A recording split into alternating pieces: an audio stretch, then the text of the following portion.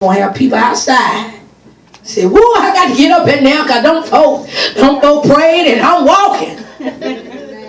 So we taking our time. So turn your Bibles to Genesis 1.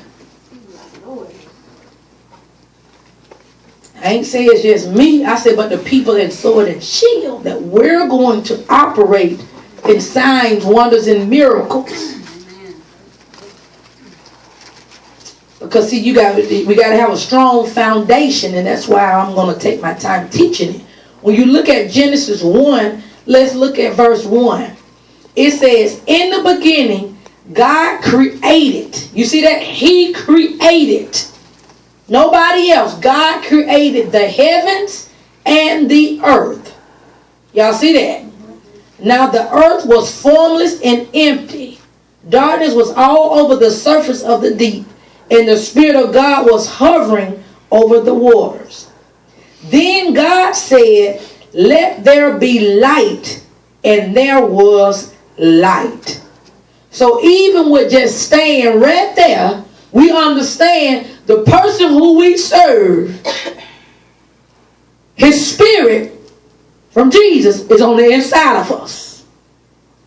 He created heaven and the earth. Right? And whenever he spoke something, it happened. So whenever you speak something, what's supposed to happen? It's supposed to happen. Why? Because you spoke. And because he lives on the inside of us. I want to make sure we got it. Now I want you to jump down to verse 26. It says, then God said, let us make human beings in our image to be like us. So in other words, he already telling us, I made you, I created you to be just like me. I made you and I created you that when you speak, something is supposed to happen. Because you got to understand, I'm made in the likeness and image of him. Right?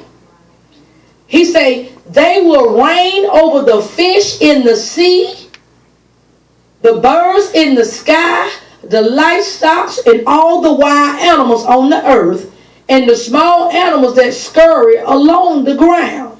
So God created human beings in his own image. In the image of God, he created them. See, why do you think he keeps saying he created them? Because he's trying to let you know, I created you. Now the person that created you, Spirit, is on the inside of you. That I gave you the power over the fish of the sea, every bird of the air, come on, over every little thing that creep. Now I gave you power. So with this power, what does that mean? What does it mean that come with this power? So, but I'm saying, so what happens with the power? It's in your hand. Huh? It's in your hand. It's in your hand. So that even when something comes to try to tell you contrary to what God's saying, in other words, you can stop it. You can come up against it. So in other words, if man tell you in the bank, well, I can't give you the loan. But God already spoke to you in prayer and told you the loan is yours. Now, whose report are you going to believe? God's. So, if you're going to believe God, what will be your next step? Keep trying, don't give up. Or either find out, God, what bank I need to go to.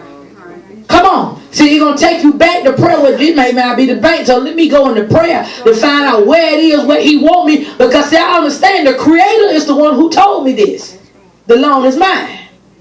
So now I'm going to go back to him and say, well, what bank I need to go to? When do I need to go back? See, you got to get further instructions. Because see, sometimes we be trying to go do stuff at the wrong time. You trying to do it right now, and if you really got in prayer, he would have told you 6 months from now. Timing is everything. But see, when we want stuff the way that we want it, I want it right now because see, God knows, just like what Swan said a few minutes ago, if he would have gave it to you right now, it'll draw you away from him. If he give you that husband that you say you want, you wouldn't be able to handle it. You will make him God. See, because if God ain't God in your life, you will make that man God.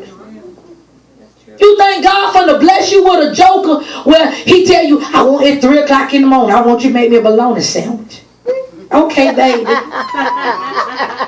God tell you, I want you to get up and go in there and intercede for the people in Africa. Lord, you know I got to go to work tomorrow. You ain't ready for no husband. You ain't ready. Well, you know the Bible says you got to be submissive to your husband. Well, God said, I am your husband. You first got to be submissive to him before you be submissive to this joker here. Because see, he already know you going to make him going. He already know, well, baby, I don't want you to go to church today. Well, baby, I want you to spend time with me. Now, when you know, when that joker went there, who helped you, got you through here? Who helped you when you didn't lose your mind? Who helped you pay your bill when he didn't give you the money? Who helped you? So now this joker saying, I don't want you to go to church. And you don't go. See, God already know what you gonna do. See, I know I got it now, but God know you better than you know yourself. That's why he's saying nope. God, I'm just ready for her, but nope. The pastor said we need you in prayer at 6 o'clock. You ain't here yet. Nope. Come on. Pastor said we need somebody to help clean the church. You ain't, Pastor, I can't do it today. Nope. You ain't ready.